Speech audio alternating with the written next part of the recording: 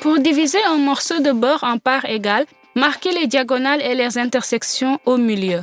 Sur chacune des moitiés, exactement le même marquage diagonal est fait et 4 pièces sont obtenues. Le savon dans un porte-savon ordinaire commence à se mouiller très rapidement. Afin d'éviter cela, j'ai mis des élastiques de papeterie ordinaire sous la forme d'un maillage sur le porte-savon. Maintenant, le savon sera toujours sec. Coupez le fond d'une bouteille en plastique et percez-y de nombreux petits trous pour remplacer une crépine déviée.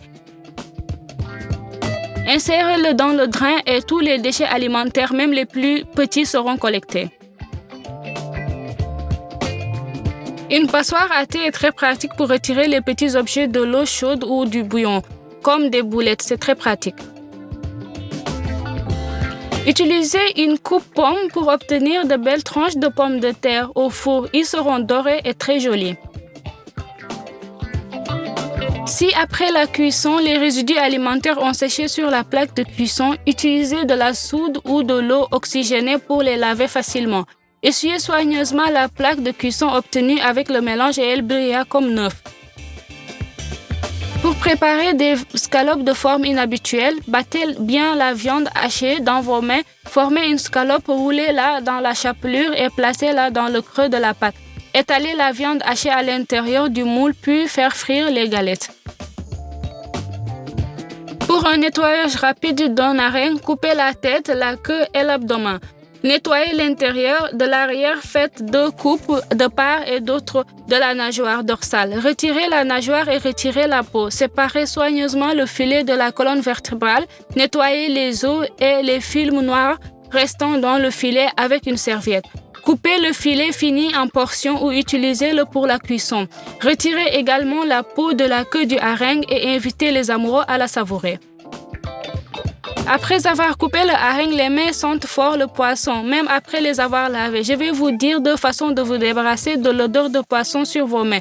Vous pouvez les essuyer soigneusement avec du jus de citron ou pétrir quelques brins de persil et vous les passez dans les mains.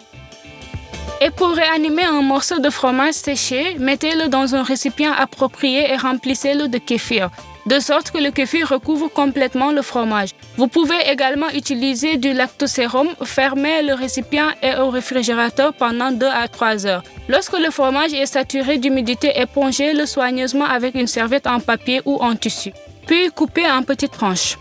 Vous pouvez également faire un pâté simple et très savoureux à partir de fromage séché. Pour ce faire, vous avez besoin de fromage, d'oignons et de légumes verts comme l'aneth. Placez tous les ingrédients dans un broyeur, ajoutez du sel, du poivre noir moulu et des épices au goût. Broyez le tout jusqu'à consistance lisse. Transférez la pâte dans un récipient approprié et laissez infuser au réfrigérateur pendant plusieurs heures. Le jus d'oignon ramolli, de fromage séché et de pâté deviendra doux et homogène. Et vous pouvez l'utiliser comme tartine. Pour ouvrir rapidement un sac en plastique ordinaire, vous devez le plier en 2. Le tenir entre vos paumes et bien l'essuyer, très simple et facile. Pour éviter que des insectes n'apparaissent dans vos légumineuses, placez le piment rouge séché dans un récipient de stockage. Sur le couvercle de la sauce soja, avec un tel distributeur, faites une marque avec un marqueur. Et un tel distributeur est très pratique, mais vous pouvez verser trop de sauce. Pour éviter cela, du côté marqué, fermez les ouvertures du distributeur avec votre doigt. Puis, en retirant le doigt et en appuyant dessus, vous pouvez doser la sauce en train d'être versée.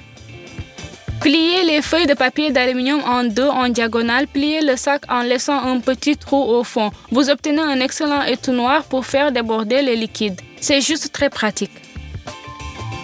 Il est préférable de travailler avec des piments forts avec des gants, mais s'ils ne le sont pas, graissez-vous les mains avec de l'huile végétale. Pour retirer facilement les graines de piment fort, vous devez les tapoter de tous les côtés avec un couteau ou les rouler soigneusement sur la planche.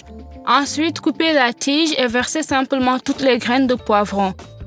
Une autre façon de se débarrasser facilement des graines d'un poivron est vraiment intéressante. Il suffit juste de couper chaque côté du poivron un par un en laissant le milieu intact. C'est juste très pratique. Pour éviter que la moitié d'avocat ne noircisse au réfrigérateur, couvrez-la au contact d'un fil alimentaire. S'il n'y a pas d'accès d'oxygène, il n'y a pas d'oxydation. L'avocat ne noircira pas, même pas en un jour. C'est vraiment une méthode très pratique. Mélangez le mélange d'épices à votre goût. Si vous utilisez du cumin, ils peuvent être écrasés en les broyant entre 2 cuillères. C'est juste très pratique.